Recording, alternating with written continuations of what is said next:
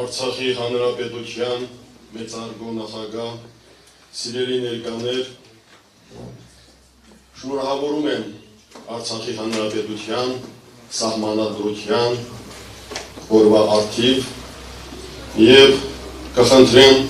որ տերունակալ աղոթքով սկսենք այսօրվա միջոցառումը։ Օրհնյալ Տեր մեր Հիսուս Քրիստոս ամեն, Հայր մեր, որ երկինս ես, Սուրբ Եղիցյանուն քո, եկես արքայություն քո, եղիցին կամ քո, որպես երկինս եւ երկրին, զած մեր հնապազոր, տուր մեզ այսօր, եւ թող մեզ պարտիս մեր, որպես եմեք թողունք մերոց պարտաբանած, եւ մի դաներս մեզի փորձություն, այլ փրկյաց մեզի չարե, զիքոյ արքայություն եւ զորություն եւ փառք հավիտյանս ամեն, ըսգործը ձեռած մերոց ուղիղ արայ մեզ Տեր, եւ ըսգործը ձեռած մերոց հաջողյա մեզ ամեն։